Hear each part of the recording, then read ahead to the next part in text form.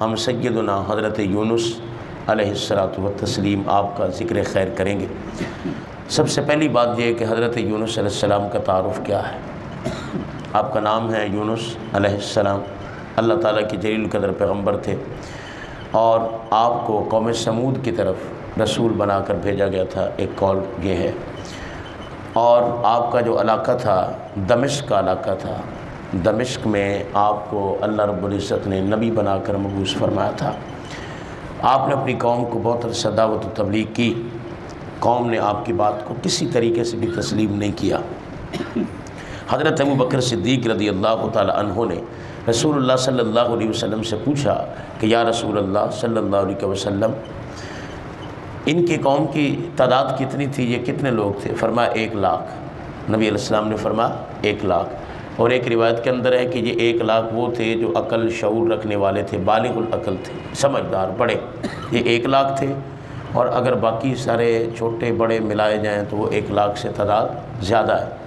تو اس قوم کی طرف اللہ رب العزت نے آپ کو رسول بنا کر نبی بنا کر بھیجا۔ بہت عرصہ آپ نے قوم کو اللہ تعالیٰ کی توحید کی طرف دعوت دی۔ قوم آپ کی بت پرست تھی، بتوں کو پوجتی تھی۔ بہت عرصہ دعوت و تبلیغ کے بعد جب قوم نے آپ کی بات کو تسلیم نہیں کیا تو آپ بڑے خفا ہو گئے ان سے، اور پھر آپ نے اللہ تعالیٰ کے حضور ان کے لیے بد دعا کی کہ یا اللہ ان کو مبتلا عذاب فرما، یہ قوم جو ہے یہ میری بات کو تسلیم نہیں کرتی۔ تو حکم ہوا کہ آپ ابھی جلدی مت کریں، ابھی جلدی نہ کریں، اللہ رب العزت نے جب ان پر عذاب نازل فرمانا ہے تو تب آ جانا ہے، اتنی دیر تک آپ دعوت و تبلیغ کا کام جاری رکھیں۔ آپ قوم سے بڑے نالاں تھے، بڑے خفا تھے۔ آپ نے اپنی بیوی اور 2 بیٹوں کو ساتھ لیا اور اپنا قبیلہ چھوڑ کر آپ چل دیے۔ روایت کے اندر یہ ہے کہ رستے میں ایک ندی تھی، اس ندی کو آپ نے کراس کرنا تھا۔ اب قوم سے ناراض ہو کے آپ چل پڑے۔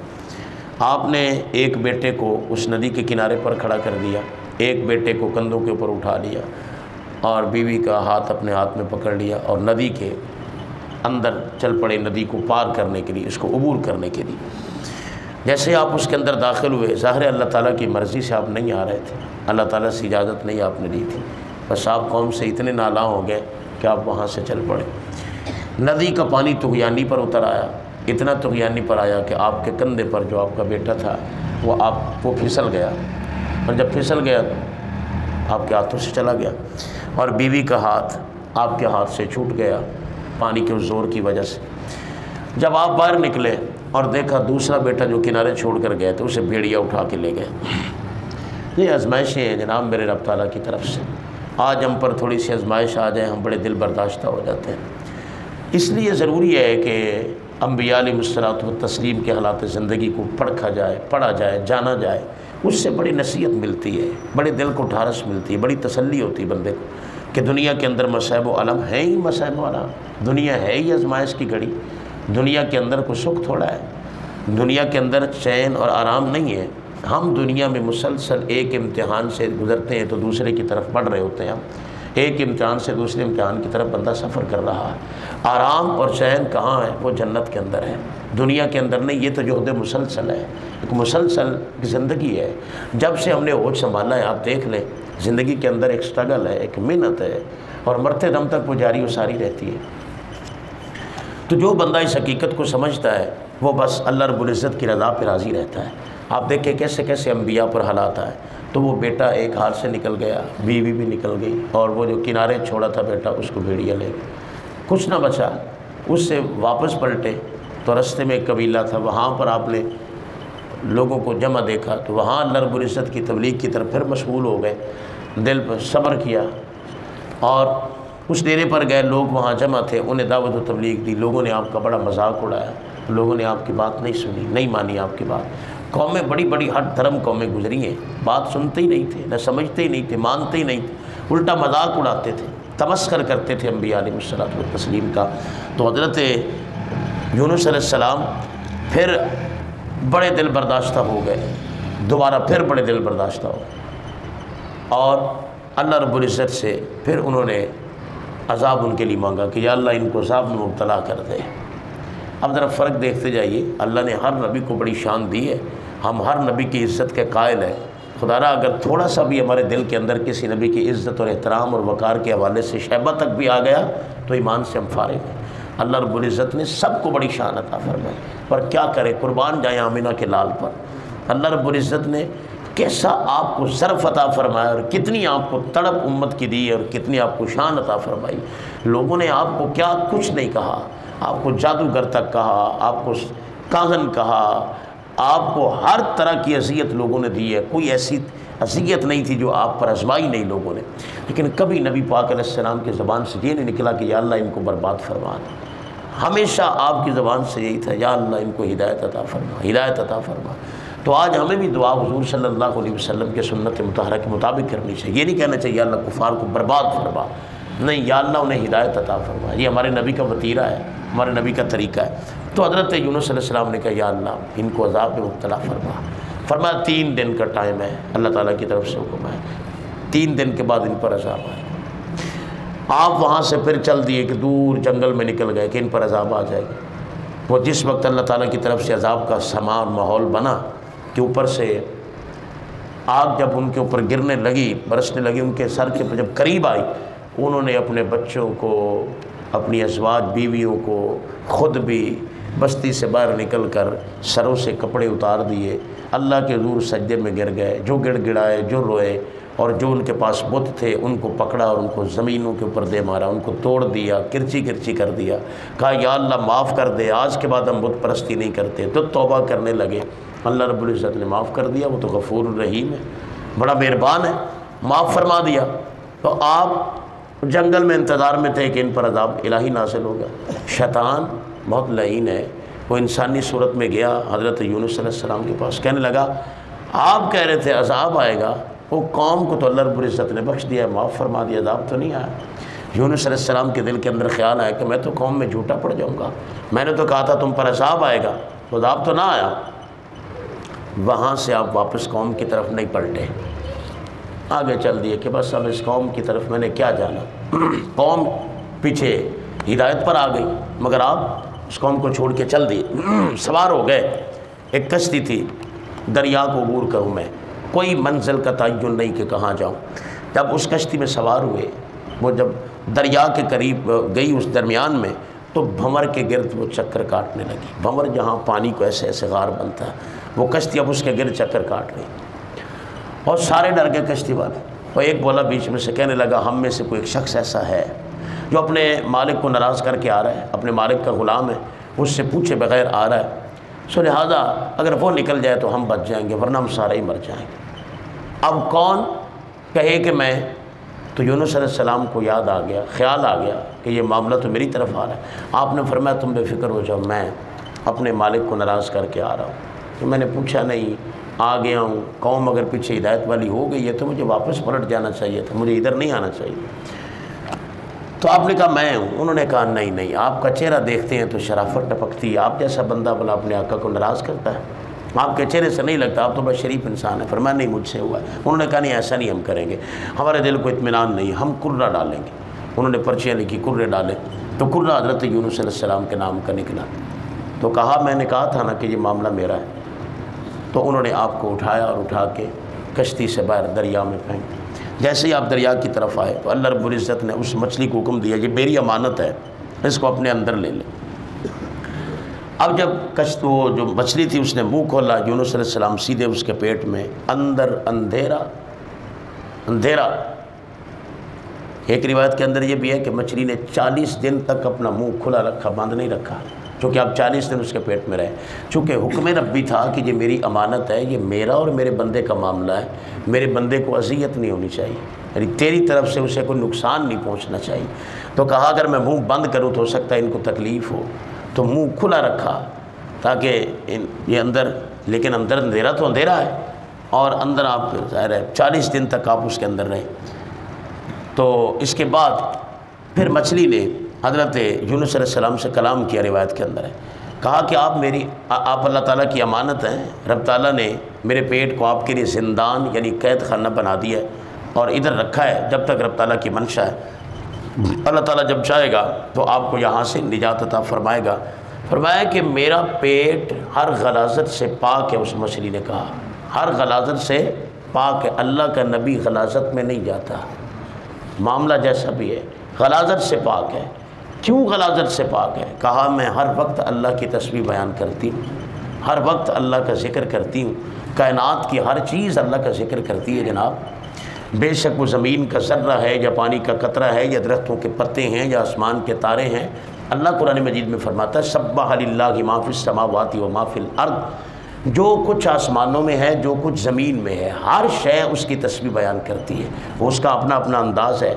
صحابہ کرام فرماتے جب ہم بعض دفعہ ایسا ہوتا تھا جب نبی علیہ السلام کے پاس دسترخوان پہ بیٹھتے تھے نا، تو دسترخوان پر پڑی موجود ہر چیز کی ہم تسبیح اپنے کانوں سے سنتے تھے۔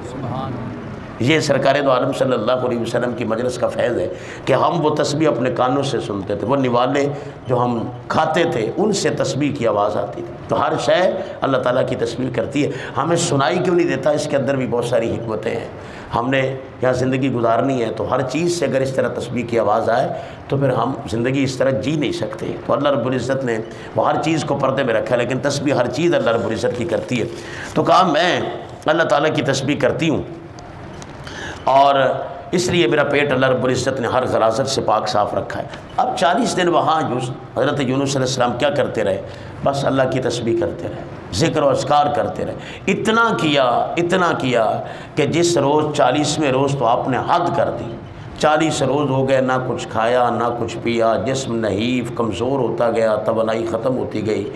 اس کے اندر آپ نے پھر حد کر دی تسبیح کی۔ اب اس میں بعض روایات کے اندر یہ بھی ملتا ہے کہ اللہ رب العزت نے مختلف حکمتیں ہیں آپ کو مچھلی کے پیٹ میں لے جانے کی۔ ان میں ایک حکمت یہ بھی ذکر کی گئی ہے کہ جتنی مچھلیاں تھیں اس دریا کی، انہوں نے اس بات پر فخر کیا کہ ہم سب سے زیادہ اللہ کا ذکر کرنے والی ہیں، ہم سے زیادہ اس کی کوئی تسبیح بیان کرنے والا نہیں۔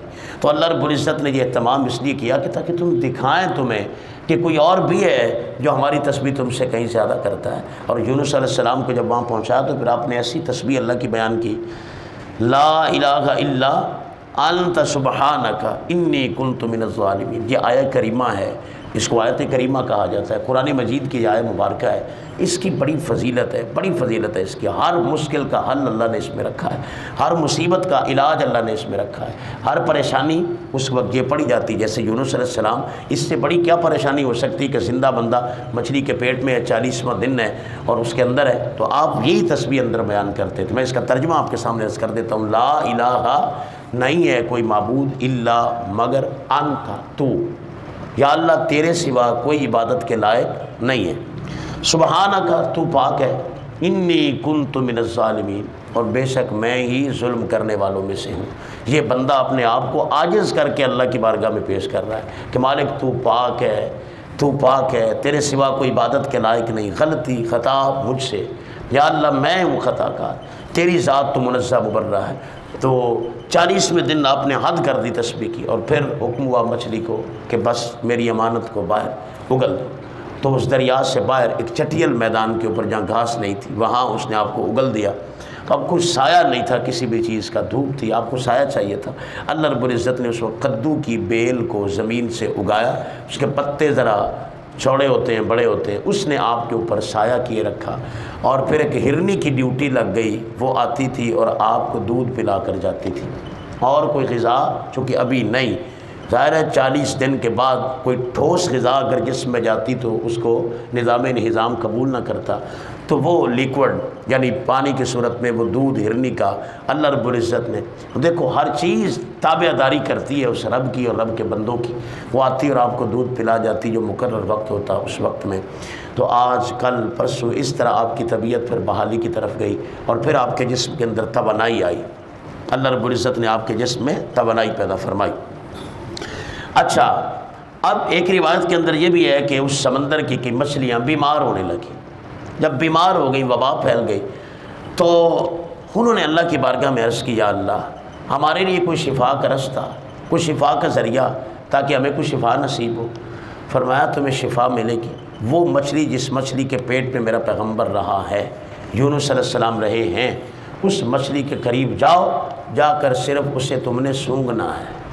جب تم اس کے جسم کو سونگھو گی تو اس کی برکت سے اس کے جسم سے نکلنے والی جو لہریں ہیں کہ میرا بندہ اس کے اندر رہا، نکلنے والی جو لہریں ہیں، جب تم انہیں سونگھو گی تو تمہاری بیماری کو میں شفا میں بدل دوں گا۔ اللہ تعالیٰ کے بندوں کا فیض چیک کریں کیسا ہے۔ مچھلی کے پیٹ میں رہے تو مچھلی کا پیٹ اتنا بابرکت ہو گیا کہ اب دریا کی جتنی مچھلیاں ہیں انہیں باقاعدہ حکم ہوا کہ جاؤ اسے سونگو، جب تم سونگو گی تو اس سے تمہیں فیض ملے گا۔ اچھا ایک بات آپ کو یہاں بڑی مزے کی بتاؤں، آج جو بہترین قسم کی جو کستوری ہے، 1 نمبر کی کستوری، وہ کہاں سے ملتی ہے؟ ہرن کے نافے سے نکلتی ہے۔ ہرن کی ناف کی وہ میل ہے جناب، جو بہترین 1 نمبر کی کستوری ہے، خوشبو جو بندہ لگا کے گزرے تو گلی محلے میں اٹھے، وہ ہرن کے نافے سے، ناف ہرن کی، اس کو پنجابی میں دھنی کہتے ہیں، اس کی میل ہے۔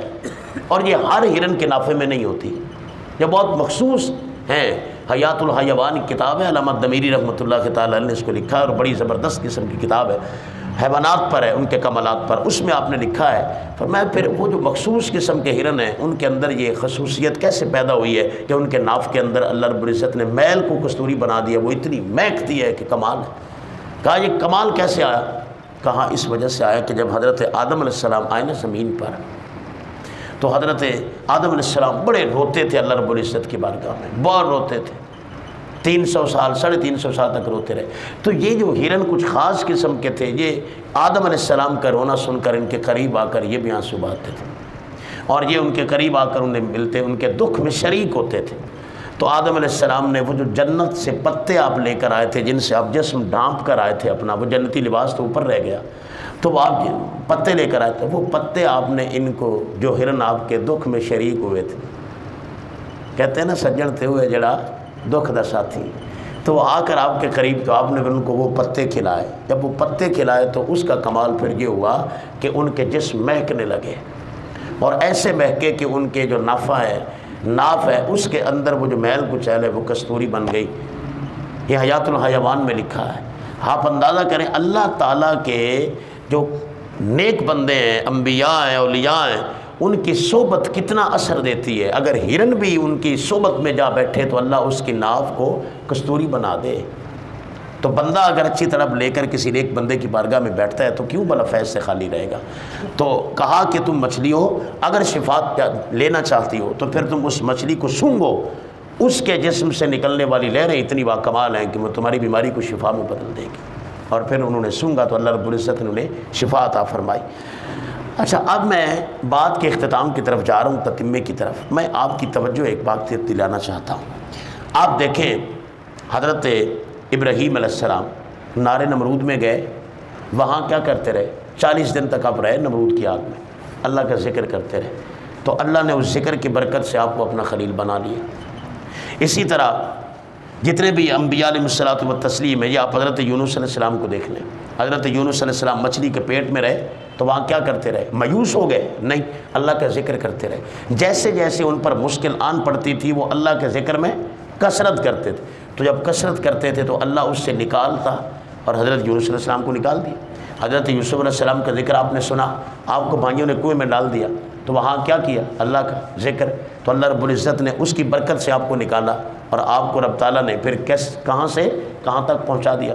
حضرت ایوب علیہ السلام بیماری، اگلے جمعے میں ان کا ذکر کرنے والا ہوں، بیماری کی انتہا ہو گئی، اور اس بیماری میں آپ نے اللہ رب العزت کے حضور یہ عرض کیا، مالک سارا جسم جو مرضی ہو جائے، گل سڑ جائے، مجھے اس سے غرض نہیں، زبان میرے مالک سلامت رکھنا، اس سے تیرا ذکر کرتا ہوں، یہ سلامت رہے۔ اللہ تعالیٰ نے اس کی برکت سے نجات عطا فرمائی۔ سرکار دو عالم صلی اللہ علیہ وسلم، آپ کے دندان مبارک غزوہ احد کے اندر شہید ہوئے، جب آپ کو زخم آئے آپ نے قوم کے لیے بد دعا نہیں کی، اللہ کے ذکر میں کثرت کی، تو اللہ رب العزت نے آپ کو کس سے نوازا؟ اپنی قربت یغوث سے نوازا۔ پھر شب معراج، جس قدر بندہ مشکل میں، مصیبت میں، سختی میں اللہ کو یاد کرتا ہے، اچھا مزہ بھی اس وقت بڑا آتا ہے اللہ کو یاد کرنے کا۔ خوشی میں بات ذرا اور ہوتی ہے، ذرا دکھ میں بات اور ہوتی ہے کہ لگن زیادہ بڑھ جاتی ہے، توجہ پوری اللہ تعالیٰ کی ذات کی طرف ہو جاتی۔ ٹوٹے ہوئے دل سے جب بندہ اللہ کو پکارتا ہے نا، دکھی دل سے، اس کی فریاد بڑی رب تعالیٰ کی بارگاہ میں پہنچتی ہے۔ تو درس ہمیں یہ ملا کہ جب مشکل آئے، مصیبت آئے تو واؤ ویلا نہیں، اس وقت اللہ کو یاد کرو، بس اس کے سوا کوئی ٹالنے والا ہے ہی نہیں، اس کے سوا کوئی مددگار، حقیقی مددگار ہے ہی نہیں، وہ ہے رب، اس کی طرف سے معاملہ ہے اور وہی ٹالنے والا ہے۔ اور جب بندہ اس کی طرف رجوع کرتا ہے تو یہ انبیاء کی سنت ہے، اور پھر معاملات آسانی کی طرف جاتے ہیں۔